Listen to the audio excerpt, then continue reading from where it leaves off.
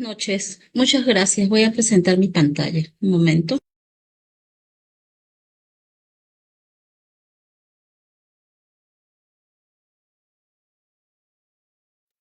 Sí se ve, ingeniera.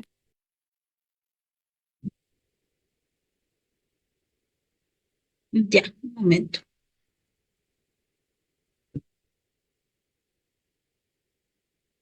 Buenas noches con todos. Muchas gracias por su participación.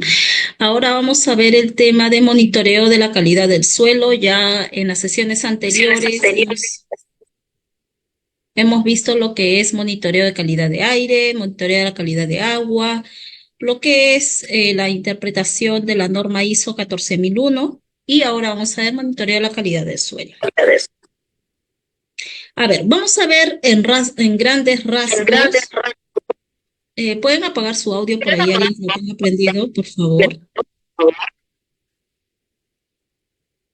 Bien, vamos a ver qué es el suelo, algunos conceptos importantes. Vamos a conocer también cómo es el ciclo del suelo, ciclo de los nutrientes, por qué es importante cuidar la salud del suelo. Vamos a ver normativa aplicada, como son los secas del suelo, y finalmente luego vamos a ver el muestreo de la calidad del suelo.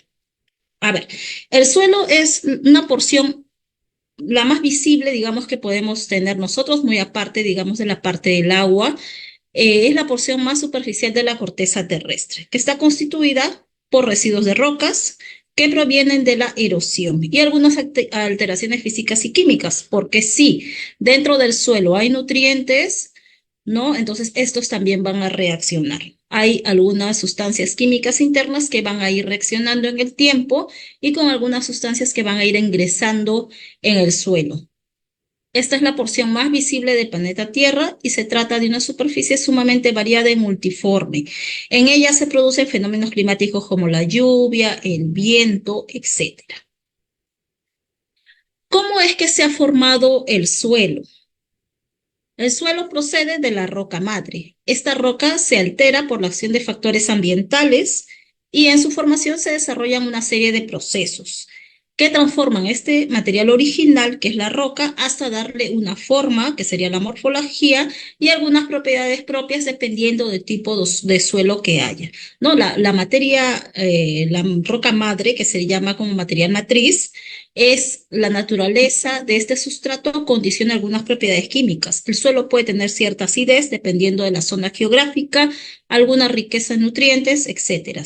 Y también algunas propiedades físicas como son la permeabilidad, la consistencia, la textura, la estructura del suelo, etcétera. Y todos ellos se van a poner de manifiesto en propiedades como el color, ¿no? Y otras propiedades mismas del suelo. El relieve o topografía es aquella que condiciona el desarrollo del suelo, fundamentalmente desde el punto de vista de la profundidad y la diferenciación de horizontes, que luego vamos a ver que el suelo tiene varios horizontes. El relieve influye sobre el transporte por gravedad. Los relieves abruptos favorecen la erosión, originando suelos lépticos poco profundos. El clima también influye directamente sobre el suelo mediante la humedad y la temperatura, y de manera indirecta mediante la vegetación y el relieve, ¿no? El clima lo que hace es el principal agente de la alteración química del suelo. Si hay clima, por ejemplo, que es más húmedo, donde va a haber mayor humedad, este suelo va a tener también ciertas características muy diferentes si el clima es mucho más seco. Entonces, el clima controla estos procesos que tienen lugar en el suelo y su intensidad. También tenemos los seres vivos y organismos que van a afectar al suelo de diversas maneras, ya que las plantas son la principal fuente de esta materia orgánica. Los seres vivos condicionan tantos procesos de tipo como físico y químico, favoreciendo en general la fertilidad del suelo, ¿no? La vegetación también posee un papel clave en la formación del suelo, sobre todo si se considera su capacidad de meteorización o el aporte de la materia orgánica, que luego lo vamos a ver en el ciclo del suelo un poco más amplio. Y la edad, el tiempo, también constituye un factor importante en el suelo, de tal modo que los suelos más antiguos son los que muestran un mayor desarrollo en profundidad de perfil y una mayor diversificación de horizontes, porque los horizontes se van a ir diferenciando o el suelo se va a ir estratificando a medida que pase el tiempo. Acá, por ejemplo, podemos ver cómo es que estas propiedades están dentro del interior del suelo. Acá podemos ver, por ejemplo, la materia matriz, que lo que vimos que era como la roca madre, esto de acá se va disociando, la topografía también del ambiente va a hacer que ese suelo tenga ciertas características, el clima, los organismos vivos y el tiempo, ¿no? Todos estos agentes, todos estos factores hacen que el suelo se forme de una determinada manera, tenga ciertos horizontes y también tenga ciertas características. Así es como más o menos se da la formación del suelo, ¿no? Que depende de todas estas variables. Y vamos a tener sí, suelos de diverso tipo. Puede haber suelo que es específico para cierto tipo de agricultura, otro suelo que es mucho mejor para la parte de ganadería. Hay suelos que ya se van deteriorando con el tiempo y ya no sirven ni para agricultura ni para ganadería. Entonces son los suelos generalmente que ya están más dañados. Generalmente son los que están en las ciudades, ¿no? Y los suelos de todo el mundo son muy diversos, ¿no? Como hemos visto, van a depender de todas estas características. En el Perú tenemos como 21 climas, es el país que tiene más climas en el mundo, entonces vamos a tener muchos distintos tipos de suelo en las diferentes regiones naturales que tenemos. Por ejemplo, acá podemos ver cuál es el suelo, que es esta mezcla compleja de organismos vivos, materia orgánica, minerales, agua y aire, y el subsuelo ya es la capa más profunda y en ella es donde van a penetrar las raíces más profundas de los árboles, ¿no? Esas raíces que pueden llegar hasta, digamos, el horizonte C. También acá se va a dar la circulación del aire, del agua y de las sustancias químicas que van a permitir que se dé vida en esta zona. Y puede llegar a comprender su profundidad hasta la roca madre. Algunas raíces pueden llegar hasta la roca madre. Son raíces de árboles muy profundos. Otra característica del suelo también es su textura. Esta textura es mucho más, tiene más, se ve que es más rica en nutrientes con respecto a esta textura. Entonces, ¿qué es la textura? Es la referencia a la composición granulométrica. ¿Qué quiere decir? Que es más o menos la forma en cómo está compuesto el suelo. El conocimiento de esa composición es importante, ya sea desde el punto de vista, desde el punto genético o aplicado. Por ejemplo, acá podemos ver que tenemos distintos tipos de suelo según la textura. La grava se conoce cuando las partículas de este suelo son superiores a 2 milímetros. La arena está comprendida entre 2 a 0,05 milímetros, es mucho más pequeña. El limo son partículas con tamaños entre 0,05 a 0,002 milímetros y la arcilla son partículas mucho más pequeñas cuyo diámetro inferior es de 0,002 milímetros. ¿Qué es importante para determinar el tipo granulométrico o la clase de textura del suelo? Es que se va a recurrir a distintos métodos, ¿no? Uno de ellos es utilizado este diagrama triangular, en el cual un lado del triángulo me da el porcentaje de limo, otro el porcentaje de arcilla y otro porcentaje de arena. Ya hemos visto que esto va a depender del tamaño de la partícula. No todos los suelos, digamos, son 100% arcillosos ni 100% limosos, ¿no? Hay algunos que son arcillosos arenosos cuando tiene cierto porcentaje, otros son arcillosos limosos, francos limosos, y cada uno de estos lados del triángulo se encuentra graduado de 10 en 10, ¿no? El porcentaje es de 10 en 10. Y ahí es como nosotros podemos ver cuál es el porcentaje de cada tipo de suelo para formar los distintos tipos de suelos que nosotros podemos tener. Entonces, este triángulo está dividido en casillas y cada una de ellas me va a representar la clase textural del suelo, algunos mucho más con elementos más dominantes, ¿no? Por ejemplo, este de acá, franco limoso, tiene más porcentaje de limo, tiene casi un 80 a 90% y un 20 a 40% de porcentaje de arena, ¿no? El arcilloso cuando tiene mayor porcentaje de arcilla y así vamos viendo los distintos tipos de textura del suelo. Hay otra característica que es la estructura del suelo. Eso ya es la manera como están dispuestos sus componentes.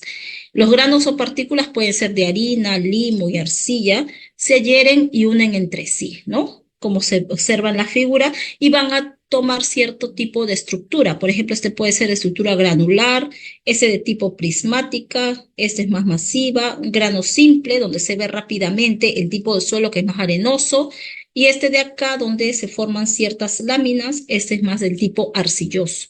Entonces, estas estructuras son de todos estos tipos. Esas son características físicas que se pueden ver directamente, digamos, a nivel ocular, ¿no? Ahora vamos a ver la diferenciación del suelo con respecto a horizontes y perfiles del suelo. Por ejemplo, nosotros vemos este suelo y vemos que no todas las capas son iguales. Hay cierto color, cierta estructura, cierta textura, podemos observar diferencias. Y acá es donde se ven más marcadamente estos horizontes. ¿Para qué me sirven estos horizontes?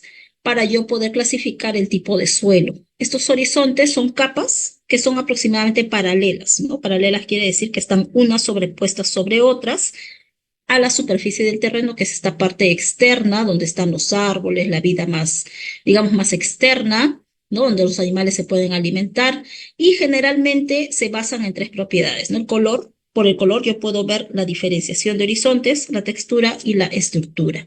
Acá ya lo vemos un poco más completo, cuáles son los horizontes del suelo. Tenemos desde el horizonte R, donde está la roca madre, ¿no? Llamado también material rocoso, es aquella superficie que no ha sufrido ninguna alteración química o física muy significativa. Luego tenemos el horizonte C o subsuelo, que es la parte más alta del material rocoso sobre la que se apoya todo el suelo que va a venir por encima. Desde acá subsuelo, de la capa B, A y O ya se conoce como suelo, perdón, este es el subsuelo y esta es la roca madre. El horizonte B es la zona donde van a confluir los materiales de los horizontes superiores, formado por arcillas que la hacen menos permeable, y es una zona de deposición. El horizonte A es el más superficial y en él es el que generalmente se encuentra la mayor cantidad de raíces de la vegetación. Es una fracción mucho más arenosa, por eso que cuando se va a hacer el muestreo de suelo, generalmente cuando llegas a esta zona del horizonte A, lo que se va a tener es un suelo mucho más sensible, mucho más arenosa. Ya cuando vas introduciendo mucho más a profundidad, dependiendo del tipo de muestreo que quieres realizar, vas a encontrar que la capa o el horizonte es mucho más duro, porque ya está formado generalmente por arcillas, es menos permeable. Y el horizonte O es el suelo formado por hojas, ramas y restos de vegetales, ¿no? Esta es la zona que está más degradada y es la que generalmente es de color negra, ¿no? Es más resistente. Algunas propiedades del suelo, tenemos acá propiedades físicas, como ya hemos visto, el tiempo, el clima, materia orgánica, el relieve y minerales. Algunas propiedades químicas, que se trata de la capacidad que tiene el suelo de poder intercambiar arcilla y humus, que donde se va a ceder nutrientes a las plantas por medio de la captación de partículas minerales. Y las propiedades biológicas, acá nos encontramos con las especies de organismos que viven en él, ¿no? En el suelo vamos a encontrar diversidad, cantidad de organismos como bacterias, hongos, y los animales también ejercen su función en el suelo dependiendo de su alimentación. Entonces, estas son todas las propiedades del suelo. Tenemos físicas, químicas y biológicas. Algo importante para conocer por qué es importante el monitoreo del suelo es entender el ciclo del suelo, así como hay ciclo del agua, ¿no? Cómo es que el agua pasa de una zona a otra, también el suelo tiene su ciclo. Se le conoce también como ciclo de los nutrientes, porque en realidad son los nutrientes que van a pasar de un lugar a otro. Por ejemplo, ¿qué pasa? Primero, hay una parte de descomposición. Todo ser vivo, ya sea animal, planta o el ser humano, es un ser orgánico que cuando cumple su ciclo de vida, no se descompone finalmente. Nosotros también cuando muramos nos vamos a descomponer. Y al momento de descomponernos van a surgir reacciones químicas con ese material orgánico que estamos formados. ¿Con quién? Con el suelo, la humedad, el oxígeno, los microorganismos y los hongos. Y eso va a aportar nutrientes y minerales al mismo suelo. Luego, esta materia orgánica, junto con el agua, los insectos y los microorganismos, se empiezan a esparcir y almacenar en el suelo, generando un ciclo constante de movimiento debajo del suelo. Los nutrientes se van a ir moviendo a través de la porosidad del suelo, a través de su tipo de estructura, a través de su textura, ¿no? Esto va a permitir que los nutrientes se van a ir moviendo por efecto de la gravedad, por efecto del aire, por efecto del agua mismo. Y esto es que va a generar el alimento para el mismo suelo. El suelo se va a ir alimentando a sí mismo. Luego, los nutrientes y los minerales que provienen de esta materia orgánica, cuando el agua, los insectos, los hongos, el aire y los microorganismos se descompusieron al 100%, ese material se transforma en nutrientes y minerales esenciales para crear vida. Entonces, esta vida es absorbida por las plantas, estos nutrientes, hierbas y árboles en todo el mundo. Gracias a este proceso y con la ayuda de otras plantas se va a fijar estos nutrientes y que a su vez también son expulsados nuevamente al ambiente. Esto se conoce como el ciclo de los nutrientes. Luego viene acá el efecto de los gases de efecto invernadero. Gracias a todo el proceso anterior del suelo, lo que hemos visto, de la materia orgánica se degrada y forma nutrientes y minerales. Recordemos que sin el sol nada de esto puede funcionar, ¿no? Particularmente la vegetación, porque ellos cumplen la función de la fotosíntesis. El sol, a dar su energía radiante, no solo da vida, sino que expulsa todo lo sobrante del suelo y lo arroja nuevamente a la atmósfera. Así que cada día que sale el sol se vuelve a esconder y esto es lo que propone que se dé vida a las plantas y a los árboles. Como ya vimos acá, la fotosíntesis es importante y esto sucede gracias al ciclo del suelo, ¿no? Del agua y los gases. Por ejemplo, acá se ve cómo se da el movimiento interno de estos nutrientes, ¿no? Y a través de la absorción de las raíces de la planta, estos se alimentan, las plantas, por el efecto de la fotosíntesis, también van a soltar ciertos elementos químicos naturales. Y así es como se completa el ciclo del suelo. Y finalmente la cadena alimenticia, ¿no? ¿Esto para qué sirve? ¿Por qué? Porque los animales se alimentan para poder sobrevivir, ya sea de otros animales o ya sea de las plantas. Y esto también produce que al caer, digamos, muertos estos animales o plantas, otra vez se cierra el ciclo, ¿no? Hay, digamos, estos nutrientes, otra vez se da la descomposición, nuevamente la materia orgánica y todo el proceso que hemos visto, ¿no? Nutrientes y minerales, y se produce todo el ciclo del suelo y así es como se va, digamos, completando todo este ciclo de nutrientes. Ahora, ¿cuál es la importancia del suelo? El suelo es importante porque tiene cierta diversidad y alberga una parte de la diversidad de nuestro planeta, ¿no? Las funciones específicas del suelo nos van a proporcionar en gran medida debido a sus propiedades químicas, físicas y biológicas que se hallan en dicho suelo. Asimismo, el suelo también es una reserva clave de biodiversidad mundial, que va a abarcar desde microorganismos, como vemos acá, microorganismos, hasta la flora, que viene a ser toda la vegetación, y la fauna, pueden ser animales vertebrados, ¿no?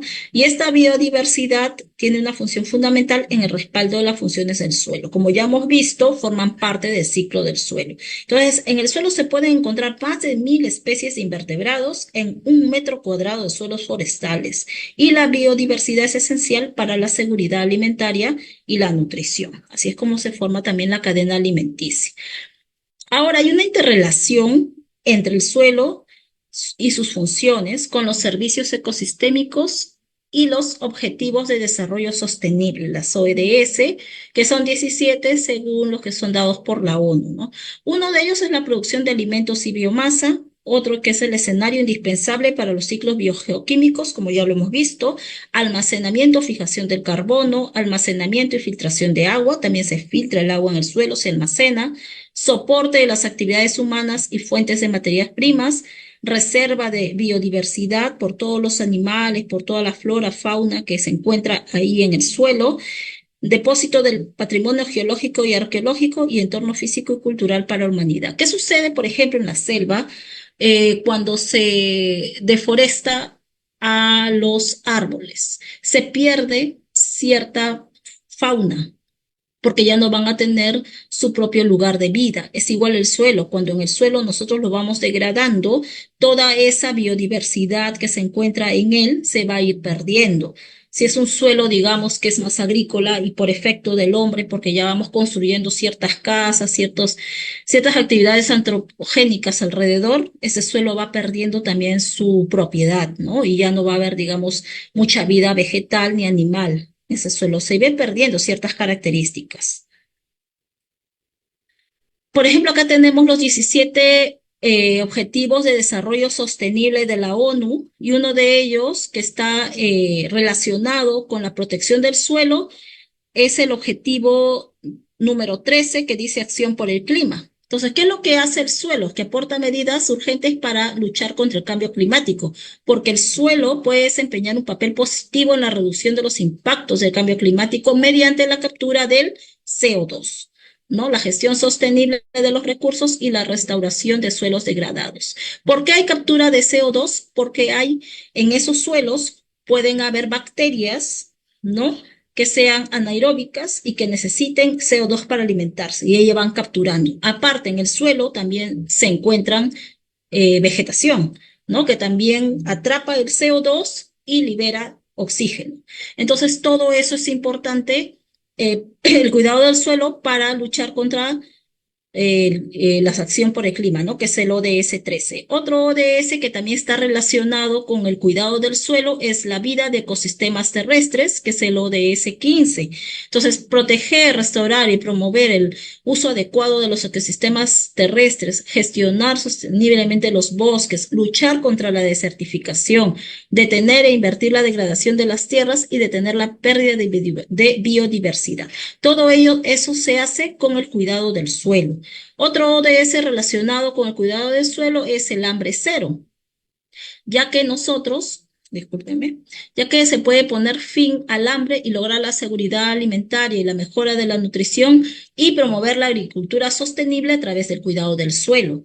Otro ODS que está relacionado con el cuidado del suelo es el ODS 3, que tiene que ver con la salud y el bienestar. No, esto se va a lograr evitando la contaminación de la tierra y del suelo debido a productos químicos peligrosos. Entonces, esto va a reducir la degradación del suelo y ello puede contribuir y aumentar la producción de alimentos. Hay varios ODS, como pueden ver acá en la lámina, que están relacionados con el cuidado del suelo. Por eso que los países, al adoptar estas medidas de la ODS, van a ir alineando sus políticas gubernamentales a la protección del suelo, ya sea creando políticas nacionales o mejorando sus estándares de calidad de suelo. Y ello va a permitir que el Estado también pueda cumplir con estas políticas nacionales asumidas. Hay indicadores de la calidad del suelo. ¿Yo cómo puedo saber que ese suelo está bien, es adecuado, ¿no? Es correcto? Porque hay indicadores de tipo físicos, de tipo químicos y de tipo biológicos que me van a asegurar la calidad de este suelo. Entre los físicos tenemos porosidad, compactación. Si el suelo está muy compactado ya no me sirve para la agricultura, por ejemplo. Densidad aparente, la textura, estabilidad de los agregados y la profundidad del suelo. En indicadores químicos tengo el pH del suelo. Si el pH es muy ácido, no me va a servir tampoco para la agricultura. Tiene que ser generalmente un pH neutro, ¿no? Cuando hablamos de neutro, estamos hablando de un pH 7 más o menos, ¿no? Ácido va entre 1 a 6 en pH. La conductividad eléctrica también es un indicador químico de si la calidad del suelo es buena o es mala. La salinización, la materia orgánica, un indicador muy importante, el carbono orgánico y la disponibilidad de nutrientes. En cuanto a indicadores biológicos, tenemos carbono y nitrógenos microbianos, actividad microbiana, respiración microbiana, actividad enzimática, composición de la comunidad microbiana. Estos son indicadores de calidad para poder entender yo si el suelo es bueno o es malo. Por ejemplo, con respecto a los indicadores físicos, ¿qué me dice este indicador de la textura del suelo? Me va a permitir si ese suelo va a retener y transportar el agua, los minerales y la erosión. Por ejemplo, hemos visto que hay suelos limosos, que es donde su gránulo es mucho más pequeño con respecto a los suelos arcillosos. Entonces, en este caso, me va a permitir un mejor transporte de estos nutrientes. La profundidad del suelo también es importante porque me va a estimar el potencial productivo y de erosión de ese suelo. ¿Cuántos horizontes tiene? A mayor cantidad de horizontes, este suelo es mucho mejor. La infiltración, para poder yo determinar si hay potencial de lixiviación, productividad y erosión del suelo. La capacidad de retención del agua, por ejemplo, un indicador importante porque me va a permitir determinar cuánta agua disponible hay para las plantas. Con respecto a los indicadores de tipo químico, por ejemplo, la materia orgánica, carbono y nitrógeno orgánico, si ese suelo tiene gran cantidad de esta materia orgánica, ¿qué me puede determinar esto? Que hay una gran disponibilidad de nutrientes en ese suelo. Entonces, ese suelo es bastante fértil para la agricultura, mejora la calidad de este suelo. El pH, si ese suelo es muy ácido, ese suelo quiere decir que no me va a aportar buena calidad para mis nutrientes. ¿Qué me determina este suelo? Cuando tienes un H adecuado, que hay una actividad química y biológica que me va a limitar el crecimiento de las plantas. Generalmente el suelo adecuado para un crecimiento de plantas es un pH neutro. La conductividad eléctrica me va a determinar la actividad microbiológica y de plantas. Me va a limitar también el crecimiento de las plantas y la actividad microbiana. La disponibilidad de nutrientes me va a determinar cuán productivo y cuánto de calidad ambiental tiene ese suelo. Y con respecto a los indicadores biológicos, la biomasa microbiana también me indica que hay un buen flujo de nutrientes. Ese suelo es importante porque va a permitir a las plantas tener una buena reposición de carbono y nitrógeno, se van a formar humos. El nitrógeno potencialmente mineralizable me habla sobre la productividad del suelo y el aporte potencial de nitrógeno. Y ahí podemos ver más, digamos, características del suelo con respecto a su calidad, ¿no? Digamos, cada indicador me da a determinar si ese suelo es adecuado para qué es lo que yo quiero, ¿no? Que también se le conoce como el uso mayor del suelo. Porque yo puedo tener un suelo agrícola, que he visto que su pH es adecuado, tiene gran cantidad de carbono y nutrientes, espectacular para, digamos, poder sembrar papas, sembrar cualquier tipo de, digamos, de árbol, frutal, etcétera, ¿no? Entonces, esto es importante por eso determinar la calidad del suelo. Ahora vamos a ver cuál es la historia del ECA del suelo. Ya, por ejemplo, nosotros vamos a ver acá que hay algunas normas que ya han sido derogadas, normas vigentes que tenemos desde 2017 y 2016, ya no se han actualizado la normativa, algunas normas transitorias que luego fueron cambiadas por algunos instrumentos de elaboración. Por ejemplo, las derogadas son algunas ECAs de suelo que se fueron actualizando, pero luego cuando en el 2017 salen los nuevos ECAs de suelo, ya se derogaron las de 2013 y de 2014. También hay criterios para la gestión de sitios contaminados que derogaron las de 2014 y de las 2015. Estas integraron básicamente algunas ECAs para este tipo de suelo. También tenemos algunas guías técnicas, por ejemplo, la guía de muestreo de suelo, que lo vamos a ver ahora, para ver cómo es que se realiza el monitoreo de la calidad del suelo. La ley 28611, que es la ley de gestión ambiental, determina al estándar de calidad ambiental con la medida que establece el nivel de concentración o del grado de elementos, sustancias o parámetros físicos, químicos y biológicos presentes en el aire, agua o suelo, ¿no? En su condición de cuerpo receptor. En este caso nos vamos a enfocar en ECA de suelo. En la resolución ministerial a 085-2014 del MINAN se aprueba la guía del muestreo de suelos y la guía para la elaboración de planes de descontaminación. En el 2015, la resolución ministerial 034 aprueba la guía para la elaboración de estudios de evaluación de riesgos a la salud y el ambiente, que se le conoce como guía ERSA. En el 2016, la resolución ministerial número 137 va a actualizar los métodos de ensayo para el análisis de los parámetros de los ECA para suelo. El decreto supremo 011-2017 del MINAN, acá ya se aprueban los estándares de calidad ambiental para suelos, que es el que está vigente, y el 012-2017 del MINAN se dan los criterios para la gestión de sitios contaminados. Acá, por ejemplo, vemos cuál es el estándar de calidad ambiental. Es un instrumento de gestión ambiental en trámite ante la autoridad competente. ¿Qué es lo que tienen que hacer los administrados? Tienen que presentar este estudio, esta evaluación de estándares de calidad de suelo cuando estén en trámite sus instrumentos de gestión ambiental. ¿Ya?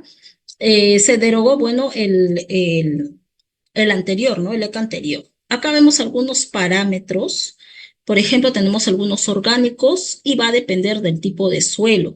Así como en el caso, no hemos llevado todavía ruido, ¿no? Ya, entonces vamos a recordar lo de agua. En agua teníamos categorías de agua, ¿no? Teníamos agua potable, teníamos agua cuando queríamos, digamos, nadar en el río o en el mar, etcétera. Las categorías de agua A, B, C, D. En este caso también tenemos tipos de suelo. Según el uso del suelo vamos a tener su ECA específico. Por ejemplo, en el caso de hidrocarburos aromáticos volátiles, para el caso del benceno, Cuando el suelo es agrícola es de 0,03 ppm, no nos debemos exceder en ello. Para suelo residencial es el mismo y para suelo comercial es el mismo. A ver, acá por el caso de hidrocarburos poliaromáticos para el naftaleno, si el suelo es agrícola, no debe sobrepasar nuestro análisis, nuestra concentración en 0,1. Pero si el suelo es residencial, por ejemplo, parques donde no tenemos, digamos, nosotros algún tipo de querer plantar en ese lugar, se dan cuenta que el ECA va aumentando, que es de 0,6. Pero si el suelo ya es comercial, industrial, extractivo, el ECA es mucho más alto, de 22. ¿No? Entonces, vamos viendo que según el tipo del uso del suelo, nosotros vamos a tener cierto tipo de ECAs. ¿Ya? Y así para cada parámetro. En el caso de inorgánicos, generalmente el suelo comercial industrial es mucho más alto, ¿no? La permisibilidad es mayor. Por ejemplo, en cromo 6 para suelo agrícola no debe exceder el 0,4, al igual de suelo residencial y parques, pero para suelo comercial no debe exceder el 1,4. Y acá están los métodos de ensayo aprobados también, ¿no? Según las resoluciones ministeriales. El Decreto Supremo número 011-2017 MINAM es el que me establece los estándares de calidad ambiental para suelo. Y ahí es donde me va a definir los tipos de suelo. ¿A qué se le llama suelo agrícola? Es aquel suelo dedicado a la producción de cultivos, forrajes y pastos cultivados. Es también aquel suelo con aptitud para el crecimiento de cultivos y el desarrollo de la ganadería. Esto incluye tierras clasificadas como agrícolas que mantienen un hábitat para especies permanentes y transitorias, además de flora y fauna nativa, como es el caso de las áreas naturales protegidas. Otro tipo de suelo viene a ser el residencial y parques. Es el suelo ocupado ya por la población para construir sus viviendas, pero también incluyen áreas verdes, ¿no? Y espacios destinados a actividades de recreación y de esparcimiento. ¿A qué se le llama suelo comercial? Suelo en el cual la actividad principal que se desarrolla está relacionada con operaciones comerciales y de servicios. Y el suelo industrial extractivo es el suelo en el cual la actividad principal que se desarrolla abarca la extracción y o aprovechamiento de recursos naturales, donde ya se hacen actividades mineras, hidrocarburos, entre otros, ¿no? Y o la elaboración, transformación o construcción de bienes. Por ejemplo, ¿qué pasa cuando una minera quiere hacer actividad extractiva? ¿No? Los que son de tajo abierto, generalmente, donde el mineral se encuentra en el suelo. ¿Qué es lo que hacen? ¿Qué es lo que se tiene que determinar en esta clase de actividad? Lo que se tiene que hacer es determinar qué tipo de suelo es, en primer lugar, y luego lo que hacen en este caso para proteger ese suelo, porque recuerden que la actividad de la minera no es para siempre, ¿no? El mineral es algo que se va a acabar. Entonces, por ejemplo, digamos que está plasmado toda esa actividad minera 50 años, 30 años, 20 años, ya, etcétera. ¿No? Pero no es para siempre. Entonces, lo que va a suceder en este caso para poder cuidar el suelo de ese lugar es que se levanta el suelo hasta cierto horizonte, se saca, se resguarda en un lugar adecuado. ¿Para qué? Para cuando se acaba toda esta actividad extractiva, pasaron los 50 años de concesión de ese lugar, se vuelva otra vez a implantar ese suelo que se extrajo. ¿Para qué? Para que no se pierda ese tipo de suelo. Y eso es lo que hacen generalmente en las actividades de mineras que son a tajo abierto. Ahora vamos a ver cuál es la guía para el muestreo de suelos. Este fue determinado por el Decreto Supremo 002 del 2013 del MINAM. Y fue establecido en 2013, pero recién digamos que se puso en práctica en el 2014. Ahí también me dan algunos conceptos importantes para poder yo entender cuando la guía me diga realizar muestra compuesta, realizar un muestreo de detalle, un muestreo de comprobación, etcétera, yo poder entender a qué se están refiriendo. Ya sabemos que la calidad del suelo es la capacidad de este suelo de cumplir sus características, sus funciones, ya sean ecológicas, agronómicas, económicas, culturales, etcétera, ¿no? Y esta calidad, ya hemos visto los indicadores de calidad, están determinados por sus características físicas, químicas y biológicas, que le van a otorgar a este suelo la capacidad de sustentar todo este potencial ecosistémico de alrededor. Una muestra compuesta es aquella constituida por un conjunto de muestras simples, o llamadas también submuestras, que se tienen que mezclar y son llevadas al laboratorio para su correspondiente análisis, siendo el resultado un valor analítico medio de la propiedad o compuesto analizado. Por ejemplo, en este caso vemos en la figura de la derecha zonas que están enumeradas. En este caso se hace la mezcla compuesta, se saca una muestra en la zona 1, en la zona 2, en la zona 3, en la zona 4, 5, etcétera, dependiendo. Luego esta de acá se van a mezclar y luego de mezclarla se van a hacer un análisis a toda esa mezcla. Las muestras simples son aquellas que son colectadas en un tiempo o en un lugar particular, como por ejemplo vemos acá en la figura de la derecha, pero en la parte de abajo. Esta es una muestra simple. Simplemente saco de un lugar determinado específico, saco la muestra y directamente lo llevo al laboratorio. Estas muestras se aplican específicamente para compuestos orgánicos volátiles conocidos como los COPS, hidrocarburos y benceno, tolueno, etilbenceno y silenos. El muestreo de detalle es aquel que está orientado a identificar el área y el volumen del suelo impactado y, de ser el caso, de otros medios afectados por las sustancias señaladas. Vamos a ver que hay un muestreo que es de identificación. Por ejemplo, yo quiero identificar qué cantidad de, eh, digamos, analitos o sustancias orgánicas están presentes en esta muestra. Es un muestreo de identificación. Identifico si hay esto, si hay, digamos, cianuro, si hay aluminio, etcétera. Pero cuando yo ya quiero determinar qué cantidad específica hay, ya tengo que hacer un muestreo de detalle. Y otro es un muestreo de comprobación. Es aquel orientado a verificar si se alcanzaron los niveles establecidos en el ECA para el suelo, los niveles de fondo, los niveles de remediación determinados en el ERSA u otros objetivos de remediación. Generalmente me va a servir para yo poder comprobar, estar seguro de que no me he excedido del ECA, y si me he excedido, ¿qué plan de acción de control voy a determinar para poder hacer la recuperación de ese suelo? Obviamente que ha sido dañado debido a las actividades del hombre, ¿no? Como ya hemos visto anteriormente, que la misma calidad del suelo puede estar determinado por la zona geográfica del lugar y que no haya habido ninguna actividad humana y ese suelo ya tenga exceso de ciertas sustancias inorgánicas. Puede ser. Por eso se hace todo tipo de estudio para poder determinar también la responsabilidad de los administrados. Un muestreo de nivel de fondo es aquel orientado a identificar el nivel de fondo en el suelo. ¿Y qué es nivel de fondo? Es la concentración en el suelo de los químicos, ahí está, que no fueron generados por la actividad objeto de análisis y que se encuentran en el suelo de manera natural. Eso es el nivel de fondo de ese suelo.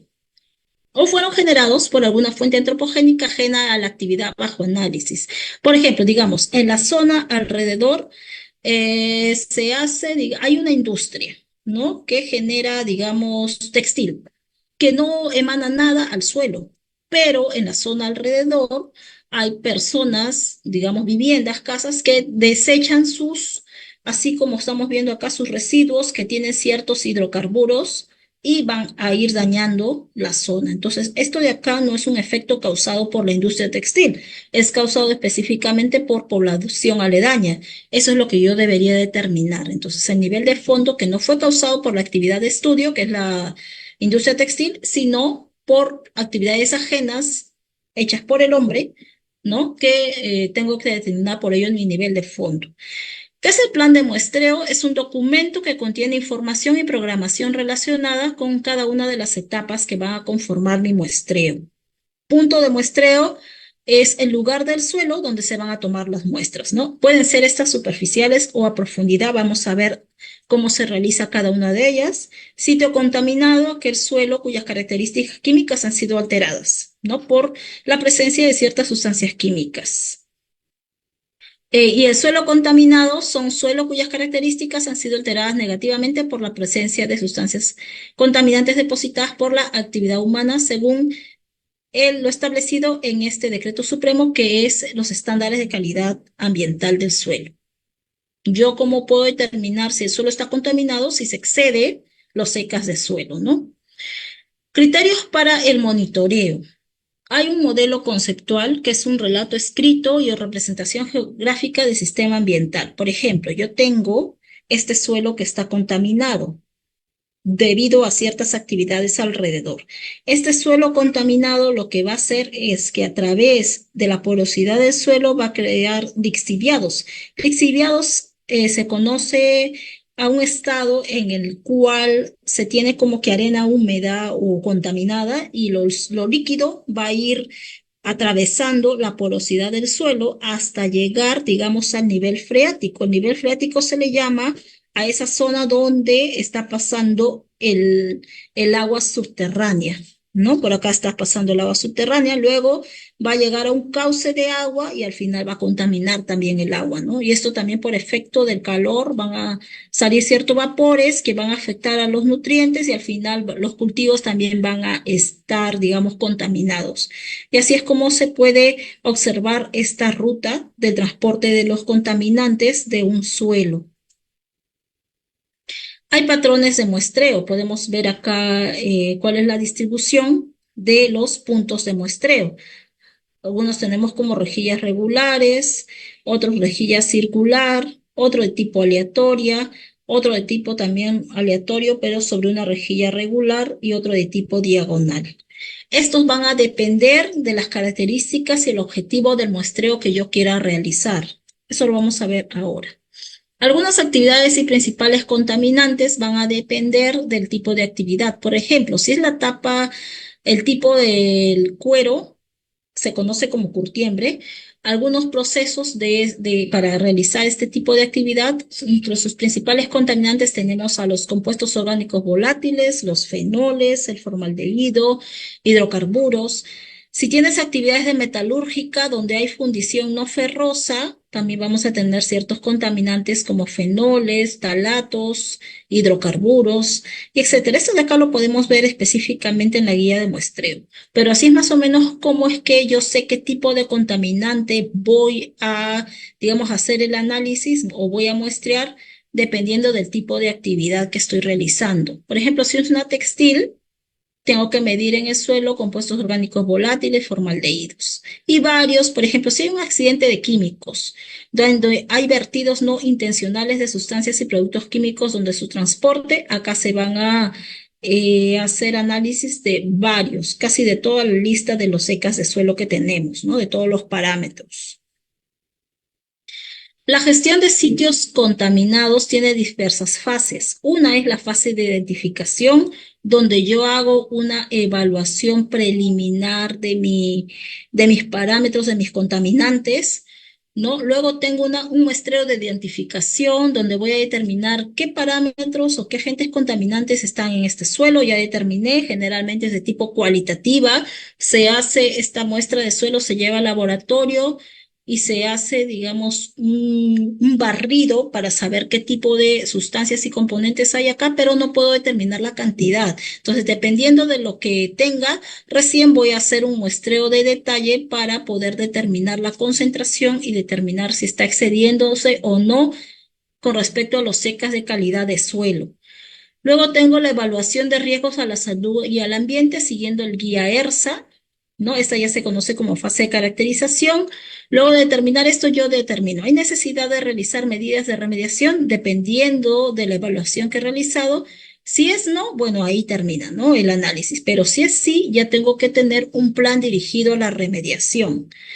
Paso a la ejecución del plan, luego hago un muestreo de comprobación para determinar si estas medidas que yo he tomado para remediar el suelo son las adecuadas. Luego elaboro un informe de culminación y un informe de conformidad, en el cual ya la entidad correspondiente, que generalmente es el UEFA, va a determinar si ese suelo está contaminado o no y si esas medidas de remediación han sido las adecuadas para poder determinar que realmente han sido efectivas para la remediación de ese suelo. Ahora vamos a ver de lleno cómo se realiza el muestreo. A ver, el plan de muestreo.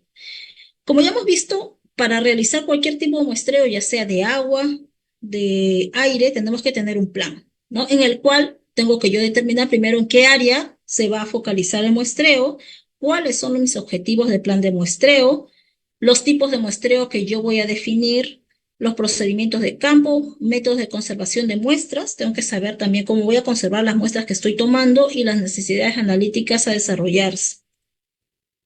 Esa es la estructura del plan de muestreo, se tiene objetivo, cuáles son las vías de acceso del sitio. Yo tengo que georreferenciar mi lugar con GPS, resumen de estudios previos para saber si hay alguna información relevante de estudios anteriores. De repente, anteriormente ha habido una empresa que ya ha realizado monitoreos en esa zona o ha habido un EFA, ¿no? Un ministerio específico que ha realizado un monitoreo para poder yo determinar cuál es la información anterior y con ello basarme a hacer mi plan.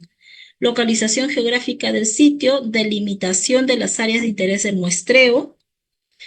Otro es la planeación y procedimiento de muestreo. ¿Qué tipo de muestreo voy a realizar? ¿Va a ser muestreo de identificación, muestreo de detalle, muestreo de comprobación, muestreo de sitios contaminados? Dependiendo de la información anterior que ya he tomado.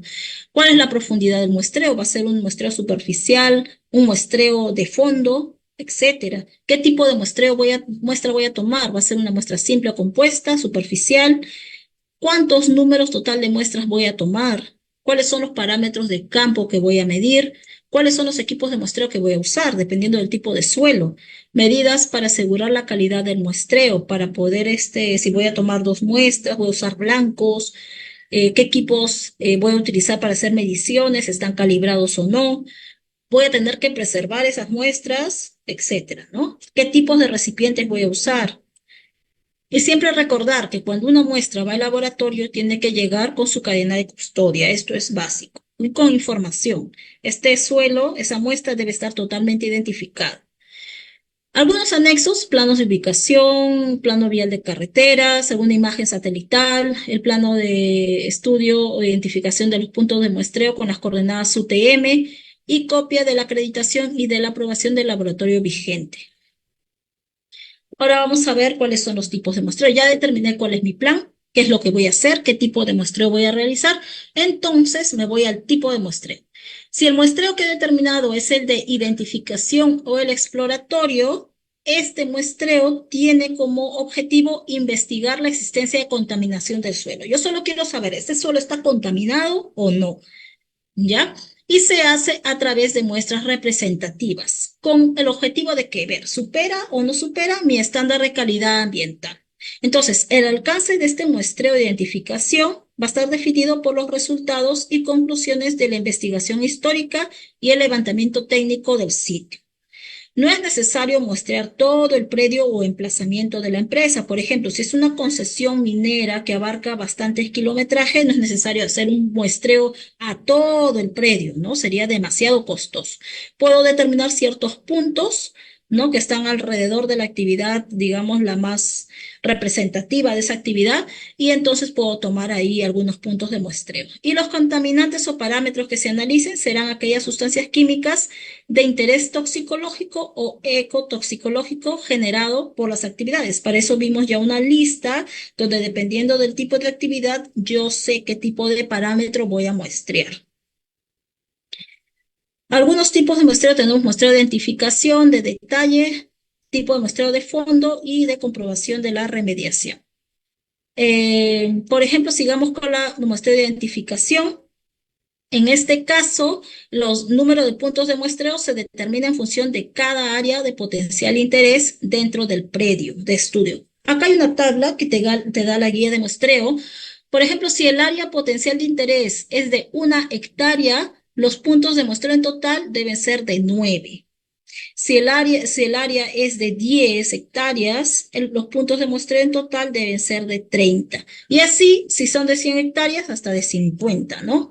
Ahora, ¿qué pasa si hay áreas superiores a las 100 hectáreas? En este caso, yo voy a determinar el número de puntos de muestreo con esta fórmula. N, número de muestreos, igual a 0,1x más 40, donde x es la superficie en hectáreas.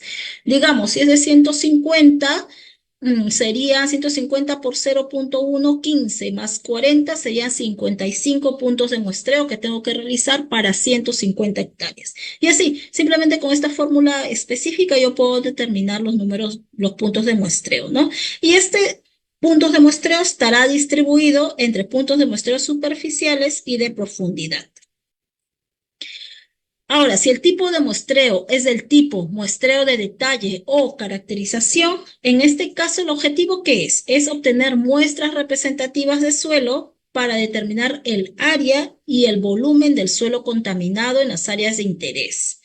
El muestreo de detalle ya va a cuantificar y delimitar las zonas de afectación del suelo. ¿Por qué es importante esto? Digamos que es una zona que tiene 10 hectáreas y yo hago un muestreo para 10 hectáreas de 30 puntos en total. Entonces determino que en una área específica, digamos en la parte central de esta área total, es donde se encuentra la mayor cantidad de contaminantes. Entonces yo ya puedo determinar dónde voy a, digamos, implementar mis medidas de remediación porque ya he considerado cuál es la zona que está más afectada. Y como resultado de esta información, se establece la necesidad de continuar con los siguientes procesos de gestión de un suelo contaminado. Para eso ya se utiliza el ERSA, ¿no? O la propuesta de remediación, donde va a incluir qué acciones. Tengo que remover los contaminantes, algunas medidas de contención, algunas medidas de atenuación natural monitorizada, algunas restricciones de uso, ya no se va a seguir realizando actividades en esa zona porque el suelo ya está muy contaminado, hay que cuidarlo, hay que protegerlo, algunas acciones de emergencia, ¿no?, que hay que tomar. También deberá enfocarse a la determinación de las posibles rutas y vías de exposición, debiendo considerar los posibles puntos de exposición en el caso que se lleve a cabo una evaluación de riesgos a la salud y al ambiente. Por ejemplo, acá tengo zona donde hay vías de aguas subterráneas. ¿Por qué es importante esto? Porque yo voy a considerar si estos agentes contaminantes, la concentración de estos parámetros, puede pasar por ciertos lixiviados y va a pasar a las aguas subterráneas y al final me va a contaminar el agua que yo estoy utilizando para poder alimentar, poder usarlo para el baño, etcétera, ¿no? Generalmente, digamos, de zonas donde hay minas, donde tienen los trabajadores viven alrededor de ella y evitar así posibles afectaciones a la salud. Por eso es importante el muestreo de detalle o de caracterización. Acá vamos a determinar el número de puntos que van a tomarse dependiendo también por ejemplo, si tengo yo puntos de mi monitoreo de identificación, es mayor a ECA o nivel de fondo, digamos, hice la determinación de 10 parámetros, ¿ya? Y de esos 10, 5 parámetros excedieron los niveles ECA. Entonces, de esos 5 que han excedido, me voy a enfocar en esos parámetros y voy a considerar que los puntos de muestreo en el muestreo de detalle van a ser 11. Si de esos, digamos, hice un muestreo de identificación para 20 parámetros, ¿no? Y de esos 20 parámetros, en 10 puntos de muestreo, se identificaron que 5, mejor dicho, 8 exceden, entonces yo voy a considerar realizar un muestreo de detalle para 16 puntos de muestreo. Cuando se requiere calcular un número mínimo de puntos de muestreo que no estén contemplados en la siguiente tabla, voy a utilizar esta fórmula, ¿no? 1,75x más 2. Este x va a ser el número mínimo de puntos de muestreo en muestreo de detalle el n y el x son los puntos de muestreo del monitoreo de identificación que superaban los secas de suelo niveles de fondo. Y simplemente con esta fórmula matemática yo voy a poder determinar cuáles son los números de puntos de muestreo de detalle que voy a realizar en esa zona. Y el otro tipo de muestreo, que es el muestreo de nivel de fondo, el objetivo de este muestreo es determinar la concentración de los químicos regulados por el ECA, ¿no?, del suelo en sitios contiguos al área contaminada. Aquellos que pueden encontrarse en el suelo de manera natural o también fueron generados por alguna fuente antropogénica, pero que ha sido ajena a la considerada. La estrategia del muestreo de nivel de fondo ha de ser debidamente justificada tanto desde el punto de vista estadístico como desde el punto de vista de la localización de las muestras. ¿Ya? La localización del área de muestreo ha de considerar lo siguiente. El sitio de muestreo debe estar fuera del sitio o predio en estudio y no debe estar demasiado alejado del mismo, porque no tendría sentido. No, yo no podría determinar si ese nivel de fondo, si excediera, es debido a esas características de la actividad. No debe estar muy alejado. El sitio de muestreo deberá presentar una orografía y geología similar al sitio en estudio. Y las muestras para el nivel de fondo deben ser compuestas, recolectadas en un mínimo de 3 áreas diferentes, ¿no? Tomo en 3 áreas diferentes, mezclo esas muestras y recién puedo hacer el análisis en el laboratorio. El último, que es el muestreo de comprobación de la remediación, es cuando yo determiné que ese suelo está contaminado, excedió mis estándares de calidad ambiental del suelo, apliqué mis medidas de remediación y ahora yo quiero comprobar si estas medidas que he aplicado han servido, ¿no? Si realmente han resultado para que se disminuya con respecto a los secas. Entonces, tiene como objetivo demostrar que las acciones de remediación implementadas en un suelo contaminado alcanzaron de forma estadísticamente demostrable concentraciones menores o iguales a los valores establecidos en el ECA suelo. ¿Por qué dice estadísticamente demostrable? Porque entendamos que no le vamos a hacer un muestreo a un área y a cada metro, ¿no? De esa área. Para eso tenemos ya fórmulas o estas tablas que me permiten determinar cuántos puntos de muestreo y debe ser estadísticamente fiable. Es recomendable que antes de la realización de un muestreo de comprobación de la remediación se realice un muestreo preliminar, ¿no? Muestreo que al no ser obligatorio se rija bajo criterios de la empresa. No es obligatorio hacerlo un muestreo inicial preliminar, con la finalidad de tener un buen margen de seguridad de que los resultados del muestreo de remediación sean exitosos. Por ejemplo, para la remediación consistente en la remoción de suelos contaminados, se muestra seguidamente el procedimiento para la determinación de los puntos de muestreo en el área de excavación. Para áreas de forma regular, como se ve acá en la figura, menores a 1000 metros cuadrados, cuando el área tenga esta forma, el número de muestras será en cada pared, digamos, considerando estas paredes. Este va a ser el punto 1 de muestreo, 2, 3, 4, y 1 que se va a encontrar digamos que trazamos las diagonales y el cruce de las diagonales me determina el quinto punto. Y en este quinto punto se va a hacer un muestreo de fondo. Si el área tiene la forma de un rectángulo, el número de muestras y distribución será de una muestra en cada pared, la más corta, 2 muestras en la pared más larga y 2 en el fondo, como se pueden ver acá, ¿no? En total, un total de 8 muestras. Y si digamos, el área tiene una forma irregular, como estamos viendo en la figura, donde el número de distribución será de una muestra por cada 15 a 20 metros lineales. Yo trazo una línea recta y tiene que haber más o menos una distancia de 15 a 20. Acá no voy a medir esto, ¿no? Voy a medir una línea recta, juntando estos dos puntos. Y aproximadamente entre 15 a 20 metros deben considerarse los puntos de muestreo, ¿no? En realidad, sí va a diferir la cantidad porque va a depender del tamaño del área, ¿no? En el que yo voy a realizar el muestreo de comprobación. Para áreas de contaminación de forma regular menores a 1000 metros cuadrados hasta 9999 metros cuadrados, el número de muestras será una muestra por cada 75 a 100 metros lineales en cada pared corta o larga y 2 muestras en el fondo. Y para áreas de contaminación de forma regular menores a 10.000 metros cuadrados a 150.000 metros cuadrados, el número de muestras y distribución será una muestra y vamos a trazar una línea y más o menos de 75 a 100 metros lineales en cada pared corta o larga. Generalmente, estos puntos de muestreo que nosotros estamos viendo así, digamos, como están determinados acá, esto de acá se hace en trabajo de gabinete, ¿no? Tú llevas esto a un programa, generalmente utilizan el ArcGIS, donde se va a colocar ya las distancias y así en tu gabinete tú ya vas a poder determinar los puntos, porque sería muy improbable ir a la zona y hacer mediciones con una wincha, una cinta, lo que fuere, ¿no? Es muy, muy improbable. Esto se hace ya en trabajo de gabinete directamente. Y si el número de puntos de muestreos en el fondo se va a calcular con la siguiente ecuación. Esto es para, digamos, para la zona externa. Para el fondo, o sea, el área en sí, esto se conoce como fondo. Lo que se va a hacer, vamos a utilizar esta ecuación. Número de puntos de muestreo es 18 más 2.34 por A.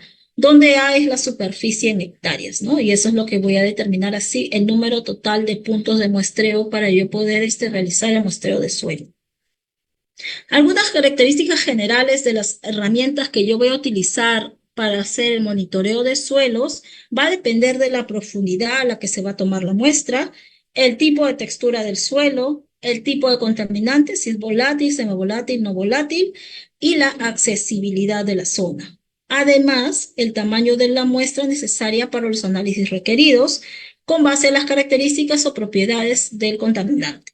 Los instrumentos para la colecta de muestras en campo deben ser fáciles de limpiar porque voy a ir tomando una muestra hacia otro. Tienen que ser resistentes al desgaste. Recuerde que todos los suelos no son iguales. Algunos suelos tienen bastante roca. Y si el instrumento que yo estoy utilizando se va desgastando de un punto a otro, ya no voy a poder determinar para 10, 20, 30 puntos de muestreo que he planificado, ¿no? Y también no deberán contener sustancias químicas que puedan contaminar o alterar las muestras. Eso es muy importante. Además, en el caso de componentes orgánicos, los instrumentos de muestreo y los envases o contenedores para la conservación de la muestra no deberán contener sustancias químicas que puedan interferir al momento de hacer el análisis en el laboratorio. Y cuando se trata de suelos contaminados con metales, se recomienda utensilios de plástico para evitar que haya una reacción, ¿no? También pueden ser de teflón o acero inoxidable para el muestreo. Lo más común es que se utiliza son palas rectas, curvas, algunos picos, barrenas, barretas, etcétera. Ahora hay distintos tipos, técnicas de muestreo. Tenemos las superficiales y tenemos las del tipo de profundidad. Cuando yo hago un muestreo superficial, lo que yo tengo que determinar que es muestras hasta una profundidad máxima de 1 metro. Así se consideran muestreos superficiales. Este sistema es relativamente fácil, rápido de usar y de bajo costo, ¿no? Donde se puede obtener la poca cantidad de suelo que se puede extraer con esta técnica, será necesario obtener muestras compuestas de varios sondeos. Por ejemplo, se recomienda tomar muestreos superficiales compuestas para la evaluación de riesgos a la salud humana, cuando utilizamos el método ERSA, o para la flora y fauna. Para suelo agrícola, la profundidad de suelo que se utiliza es de 0 a 30 centímetros o de 30 a 60 centímetros. Si voy a hacer un muestreo para suelo residencial o parques, es de 0 a 10 centímetros o de 10 a 20 a 30 centímetros. Y para suelo comercial, industrial extractivo es de 0 a 10 centímetros. ¿Por qué es más profundo para suelo agrícola? Porque les dije que el suelo agrícola tiene mayor cantidad de horizontes y en cada horizonte hay diferente cantidad de nutrientes, diferente cantidad de vida también. En cambio, para el suelo comercial e industrial extractivo, el suelo es más compacto, ya casi no hay diferenciación de horizontes, el suelo casi va a ser el mismo para toda la línea y profundidad. Por eso solo se utiliza y se desliza ser de 0 a 10 centímetros, es bastante pequeña la profundidad. Grandes volúmenes de muestras requieren someterlas a partición para reducirlas y obtener una muestra compuesta representativa. Para esto se recomienda cuartear la muestra mezclada y repetir el proceso hasta que llegue la cantidad de material necesario, ¿no? Así como más o menos se hace. ¿Qué equipos y materiales yo voy a utilizar? En este caso, voy a utilizar un detector de compuestos orgánicos volátiles, como ven el equipo que está acá a la derecha, una brújula para poder llegar al lugar específico determinado por las coordenadas GPS, cámara digital, balanza analítica para poder pesar el tamaño de muestra que yo requiero y otros. Algunos utilizan hasta drones para hacer, digamos, la verificación de la zona, ¿no? Y poder determinar qué tipo de instrumentos más adicionales voy a necesitar. Por ejemplo, también podría utilizar barrenos. Estos de acá son, digamos, que tienen, este es un barreno, por ejemplo, tienen, digamos, un espiral que ingresa al suelo y acá es donde va a quedar atrapada la muestra de suelo, ¿no? Algunas espátulas, accesorios, de repente voy a necesitar extensiones, un martillo percutor, porque de repente el suelo es tan duro en la parte externa que voy a necesitar alivianar un poco el suelo, voy a tener que perforar. Y después de perforar, recién voy a poder utilizar otro tipo de instrumentos, lampas, picos, barretas. Generalmente este trabajo es para varones, ¿ya? Porque es bastante fuerte. Así como se hace algunos muestreos superficiales, ¿ven? No es tan profundo, en este caso debe ser el muestreo de 10 a 15 centímetros nada más, tomas la muestra y listo, te la llevas. Este es el barreno que introduce esta zona y acá queda atrapada el suelo, ¿no? Perdón, la muestra de suelo. Acá también vemos algunas muestras superficiales que se están realizando, tocan el suelo y lo introducen en las bolsas y luego lo identifican, ¿no? Cuando ya se hace muestreo en profundidad, es cuando se va a realizar para sitios donde son potencialmente contaminados, ¿no? Cuando ya se realiza generalmente el muestreo de detalle. En este caso, lo que se va a requerir va a depender de la profundidad del muestreo y esto va a depender del tipo de suelo y contaminante a estudiar. En caso de perforaciones a diferentes profundidades, las muestras deben ser tomadas por cada metro de profundidad que se perfore, considerando la estratigrafía local. Las muestras de suelo contaminado siempre serán simples. Evitar el uso de fluidos de perforación y la utilización de equipos y recipientes para las muestras que ocasionen la pérdida de hidrocarburos volátiles y la contaminación cruzada. Por ejemplo, acá vemos que se utilizan aparatos un poco más sofisticados para poder realizar el muestreo en profundidad, ¿no? Porque generalmente es de 1 metro más al fondo. Entonces, en este caso, en un sitio potencialmente contaminado, puede existir también una distribución espacial en profundidad de las sustancias. Por ejemplo, en 1 metro tengo cierta agente contaminante. A 2 metros tengo otro tipo de parámetro. Por eso tengo que hacer el muestreo de este suelo a una gran, digamos, profundidad. Las muestras de suelo contaminado siempre van a ser simples, como ya hemos visto. Acá tenemos algunos equipos y materiales de herramientas. Así es como se va considerando, mira el suelo, cómo se va atrapando la muestra de suelo en este tipo de herramientas. Acá voy a utilizar algunos baldes y jarras, cubeta o tazón de acero o plástico para poder homogeneizar la muestra, lienzo o funda de plástico, agua destilada y ionizada, detergente para poder lavar algunos materiales, cepillos, papel toalla, cinta métrica para poder medir la profundidad a la cual estoy haciendo el muestreo, coolers o hileras para poder guardar las muestras, gel refrigerante, ISPAC, GPS, algunas bolsas y recipientes para muestras, guantes, siempre utilizar los guantes cuando se realiza este tipo de muestreo, ¿no? Y cámaras digitales.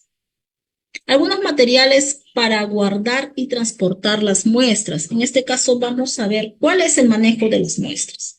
Va a ser dependiendo del tipo de agente o parámetro a monitorear.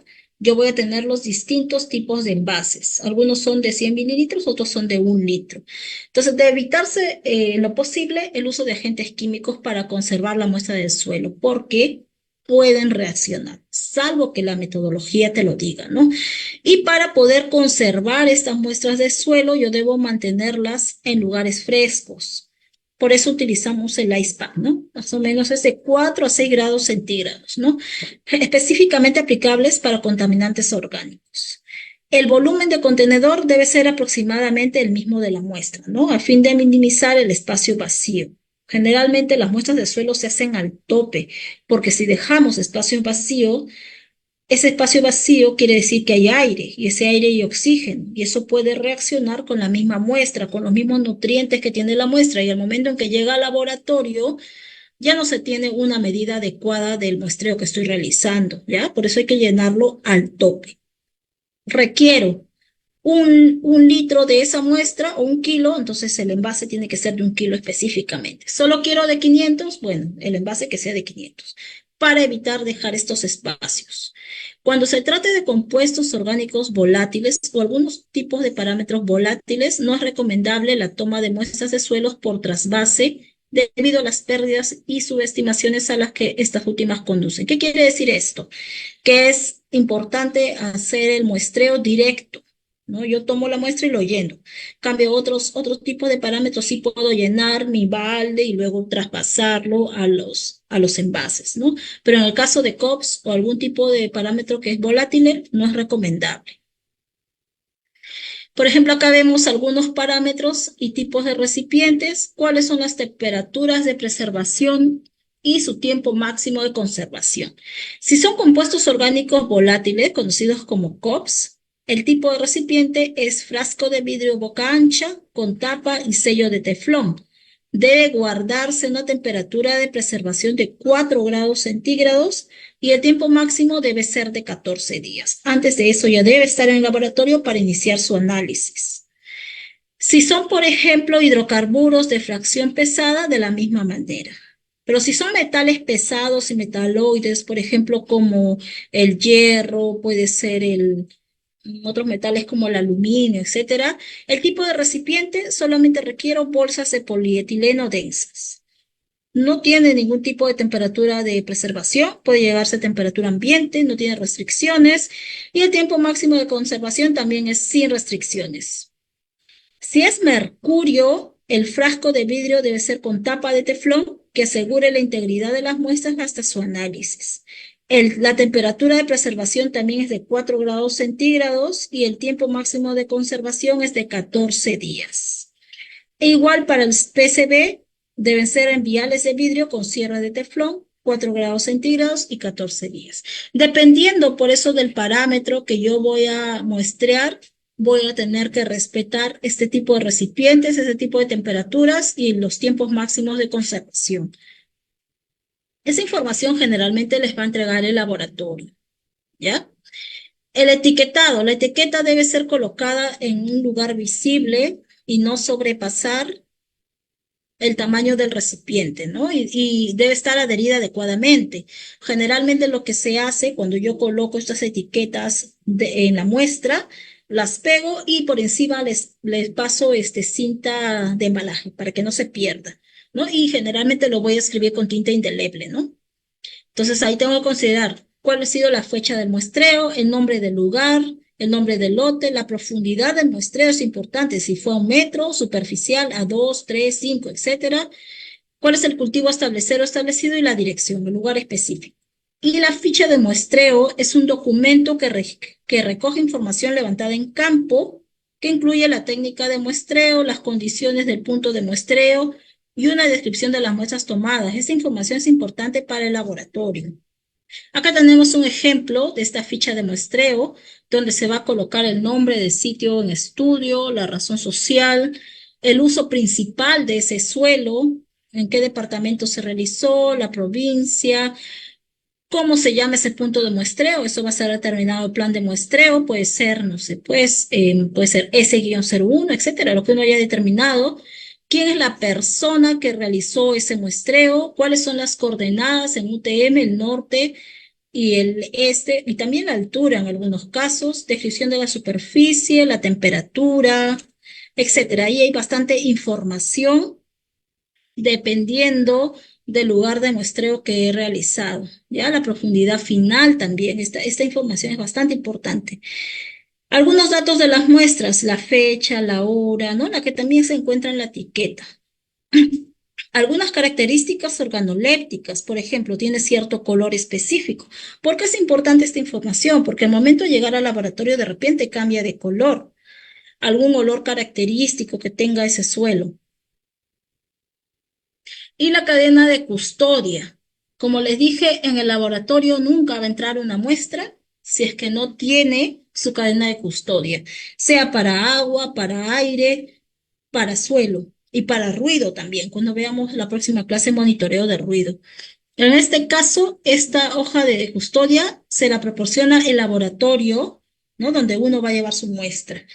Ahí se pone cuál es el nombre de la empresa, el responsable de muestreo, datos de identificación, como ya vimos en la ficha de muestreo, algunas claves de las muestras, el nombre del laboratorio que recibe las muestras, el número de envases que está llegando al laboratorio, algunas observaciones que hayas tenido pues en campo, que siempre es importante, identificación de las personas que entregan y reciben en cada una de las etapas de transporte, incluyendo la fecha y la hora. Esta información es importante para el laboratorio y también para asegurarse ellos la calidad del muestreo que ustedes han realizado y también para ustedes, porque ustedes van a generalmente elaborar un informe, ¿no? Un informe de muestreo de este suelo, o si ustedes no lo han realizado y ustedes son la empresa que ha contratado a otra empresa para que realice este muestreo, para que ustedes sepan si realmente las muestras que ellos han llevado al laboratorio y el informe final que ustedes están recibiendo es el adecuado. Por eso es importante para ustedes que si trabajan en una empresa y van a ser supervisores de medio ambiente, conozcan esto. De repente ustedes no van a realizar el muestreo, pero ya saben cuáles son las etapas de ese muestreo y si ese muestreo ha sido el adecuado o no, para que ustedes acepten la información, ya sea el informe que va a ir dentro de un instrumento de gestión ambiental, puede ser un informe de monitoreo ambiental, puede ser un informe porque ustedes quieren saber si ese suelo está contaminado o no, etcétera. Entonces, todo esto que les estoy mostrando es importante que ustedes lo conozcan, ya sea que ustedes hagan el muestreo o que revisen la información que les están enviando. Este es un ejemplo de cadena de custodia. Acá se pone el código de laboratorio, que esto generalmente lo pone el laboratorio, el código de campo que ustedes han determinado, la fecha de muestreo, la hora del muestreo, la matriz, el origen de las fuentes, el tipo de muestreo fue aleatorio sistemático, número de frasco por tipo de muestreo, y acá van a colocar todo lo que quieren medir en ese punto de muestreo. De repente quieren dureza, color, no, color no, esto es generalmente físico. Aluminio, arsénico, cadmio, etcétera. Todo lo que ustedes quieran colocan acá. Y acá colocan, ¿no? Quién lo entregó, quién lo recibió en el laboratorio, etcétera, ¿no? Toda esa información importante de la cadena de custodia.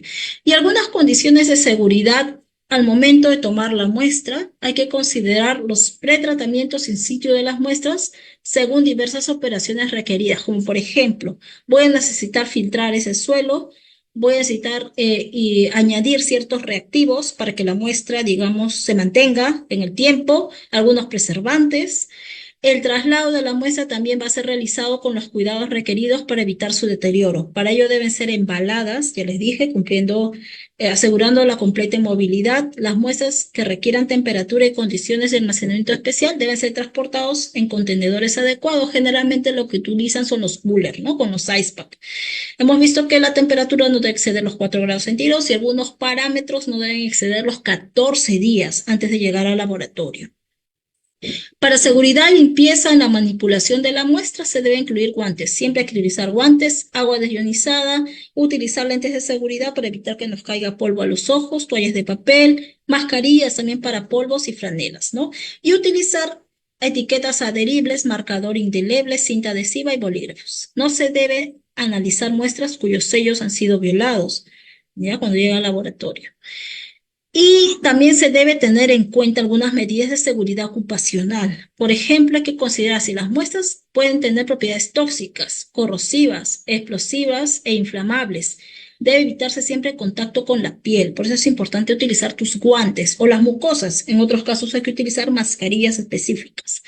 Una precaución mínima que deben tener es uso de gafas de seguridad, guantes, látex o de otro tipo, dependiendo de los potenciales contaminantes, botas aislantes, protectores auditivos. A veces hay que utilizar el martillo percutor, como les dije, para poder llegar a romper el suelo y recién poder hacer el muestreo. Alguna ropa adecuada para no ensuciarnos la ropa ni poder contaminarnos, y uso adecuado de explosímetros.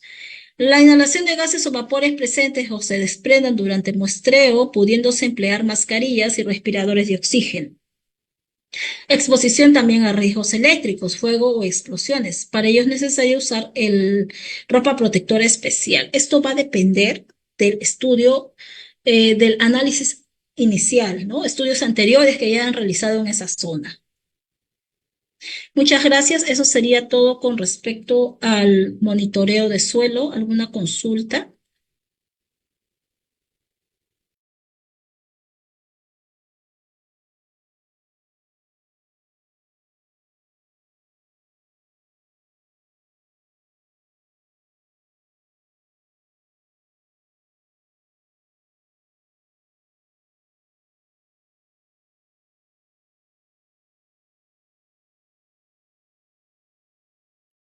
Sí, Raúl Galarza, no sé si le pueden habilitar el micro.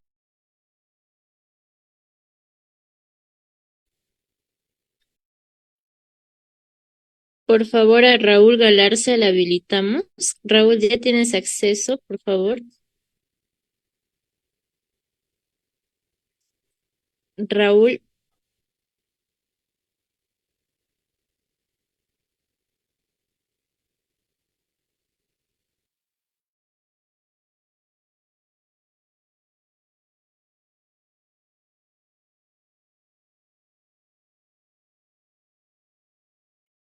Pregunta en el chat que voy a contestar, dice con respecto a qué quiere decir la matriz en ya, matriz.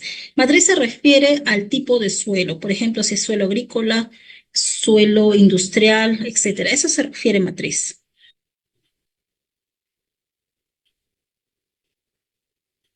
Lady, ya tienes acceso Sí, para... buenas noches.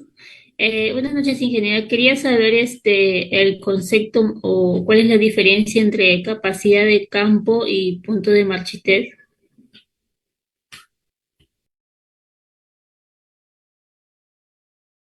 Perdón, no lo entendí. Capacidad del campo y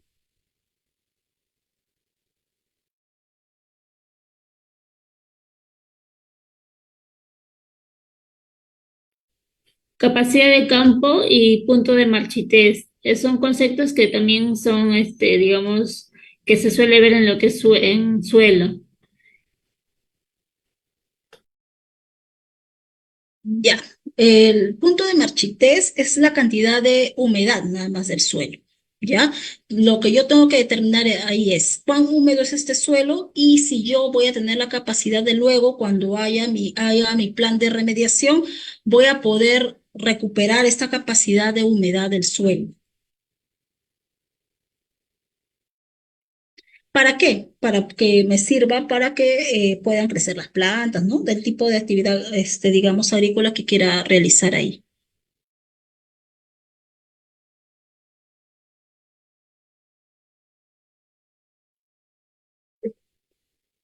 Muy buenas noches, ingeniera. Le habla José Franco. Le comento. En mi caso, yo trabajo para lo que es una empresa que es netamente de productos agrícolas. Y por lo general, cuando nosotros somos, o sea, nos mandan a campo a hacer lo que son estudios de suelo, nos indican siempre que tenemos que hacer una toma de suelo y que esa toma de suelo sea más o menos 5 kilómetros a la redonda. ¿Estaría bien ese tipo de tomas de suelo? Sí, sí, sí, porque tiene que ser la más próxima, digamos, al área para poder determinar si realmente tus actividades, ¿qué actividad realizan? Disculpa, ¿me puedes decir? Ya, nosotros somos técnicos de campo Ya. específicamente con sostenibilidad en fincas cacaoteras. El punto de todo esto es que para poder hacer lo que son estudios de suelo de estas fincas, se determina justamente dos, tres fincas que sean cercanas y se le hace como un estudio de suelo a un punto en específico. Se toman varias muestras, en este caso, tres de una, tres de otra, tres de otra. Y más o menos eso equivaldría a los 5 kilómetros a la redonda. En este caso, supongamos. Tenemos tres fincas que son de una, dos y a veces hasta de 5 hectáreas y está hacia la redonda. El punto de todo esto es que cada que hacemos ese tipo de muestreo, pues obviamente nos dicen que tenemos que tomar tres de cada una y eso equivaldría a todas esas fincas. Ese es el punto. Claro, entiendo. Una consulta, ustedes de acá de Perú, lo que pasa es que No, no, también hay que no. considerar cada normativa en cada país, ¿no? Yo En soy de Ecuador, sí, soy de Ecuador, Ay, sí. justamente. Entonces, de repente sí, pues hay que considerar cada normativa de cada país, pero como les estaba mostrando en las diapositivas, en el Perú, por ejemplo, tenemos determinado según la cantidad de hectáreas, ¿no? Cómo es que podemos realizar estos tipos de muestreos.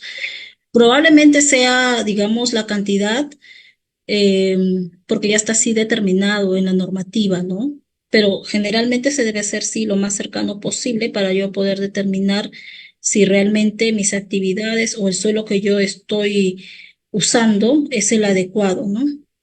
Claro. Otra pregunta también, disculpe que interrumpa. O sea, en este punto, bueno, en las instrucciones que nos dieron, decían que por lo menos la profundidad de la toma de las muestras del suelo sería mínimo 20 centímetros. Y en este caso no se debería tomar ni la parte superior ni la parte inferior, solamente la parte intermedia. Justamente eso quería saber si está correcto o hay algo más aparte de ese punto que se debe tomar como muestra del suelo. No, generalmente sí es correcto en la parte media porque ahí es donde digamos, se va a establecer la mayor cantidad de nutrientes, porque hasta la parte media aproximadamente, porque hay algunos plantas, árboles que pueden llegar sus raíces hasta la roca madre, que sería el horizonte R. Pero generalmente la parte media que es el subsuelo, que es el horizonte C, es hasta ahí donde llegan, digamos, las raíces de la mayoría de plantas. Entonces ahí es donde se determinaría realizar este análisis de parámetros para poder determinar ese tipo de suelo, ¿no? Si hay contaminación o no. Sí, generalmente es lo más adecuado. Ujú. Otra cosa que también nos habían dado instrucciones era del tema de que no debemos tomar las muestras netamente de lo que son pendientes, porque todos los que son minerales y todo eso literalmente estarían en la parte bueno, en la parte final de la pendiente. Así que sería más o menos un punto medio en esa pendiente que se debería tomar las muestras, en tal caso sea una finca de este tipo. Claro, porque por efecto de la gravedad, el transporte mismo de nutrientes es donde se va, digamos, considerando la mayor concentración, pues, ¿no? De estos minerales. Sí, está bien. Perfecto, Ujú. perfecto. Muchas gracias, ingeniero. Sí, está bien. ¿Alguna consulta más, por favor? A Raúl Galarza. Ya, a ver, alguien más, por favor, su consulta.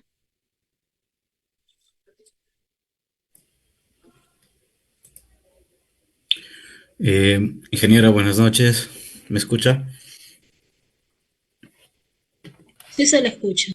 Ya, ingeniera, primero felicitarle, ¿no? Por la hermosa clase y ponencia que nos acaba de proporcionar, ¿no? Agradecerle por los conocimientos y su experiencia. Ya, mi pregunta es la siguiente. Yo vengo actualmente haciendo un análisis de agua, pero de una planta de tratamiento de aguas fecales, pero lastimosamente ya no está operativa, pero por donde se destinaba, ¿no? Ese agua, todo su recorrido era a través de suelos agrícolas. Es recomendable hacer ya un análisis, ingeniera, porque recién son 6 meses, o sea, ya no hay agua, pero o sea, el suelo todavía, o sea, permanece con los contaminantes, ¿no? Tú sabes que una planta de tratamiento de aguas residuales pues, tiene, pues, ¿no? Diferentes contaminantes con fecales y todo tipo de microorganismos. Sería recomendable hacer ya un monitoreo de suelo ahí, ingeniera. ¿Y qué parámetros? La descarga de ese petar lo hacen directamente a donde, al suelo. Sí, al suelo, sí, ¿Y directamente hace al suelo. cuánto ya no funciona ese petar? Ya son 6 meses ya. Ya es que es muy poco tiempo. Los nutrientes todavía están dentro del suelo. Generalmente, cuando hay, digamos, un abandono, no sé cómo se llama, generalmente se hacen planes de abandono, ¿no? Cuando ya cierta Sí. estructura ya no va a funcionar, los planes de abandono son a largo plazo. No es que sea, yo lo abandoné y el mes siguiente nomás hago mi monitoreo, ¿no? En este caso se tiene que hacer dependiendo del estudio de instrumento de gestión ambiental que usted haya presentado y que le hayan aprobado en la entidad correspondiente es mínimo de 2 años. Si son 6 meses, se tiene que seguir haciendo el muestreo, no más de suelo, porque aún los contaminantes y la descarga de ese petar están ahí en ese suelo. Entonces permanece en el tiempo, entonces, ingeniera. Claro que sí. Ya. Muchísimas gracias, ingeniera. Ya, ok. ¿Alguna consulta más? Si no, ya para dar por concluida la sesión.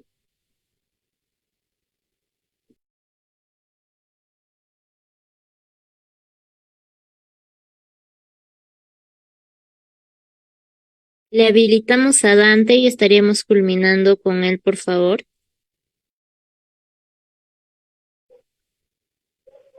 Buenas noches con todos. Y si me logro escuchar, por favor, me confirma. Sí, Hola. buenas noches. Buenas noches, gracias por la clase. Tuve problemas con la conexión, pero sí lo voy a escuchar algo. Voy a revisar la grabación. Mi consulta es la siguiente para la ingeniera con respecto al tema de suelos. ¿Qué problemáticas mayormente vamos a encontrar? ¿Cuáles son los problemas más recurrentes que la industria, las actividades económicas recurren, ¿no? A base de su experiencia, quizás ha tenido casos que no pudiera compartir un poco. Gracias. Mira, generalmente lo que he visto, y bueno, lo que sale en las noticias, son los derrames de los oleoductos. Eso es lo más grave que puede haber, digamos, para la afectación de un suelo específicamente agrícola, porque recordemos que el noroleoducto está en toda la zona de la selva, ¿no? Y esa zona bastante agrícola, bastante fértil.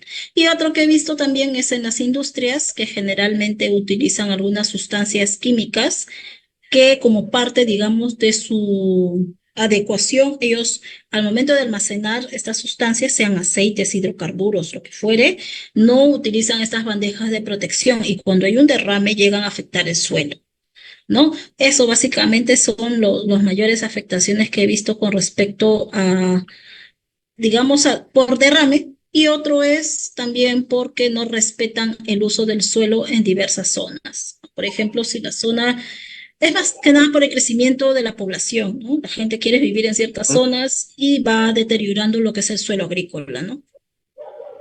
Eso básicamente he visto que hay con respecto a deterioro del suelo. Ok, muchas gracias, ingeniero.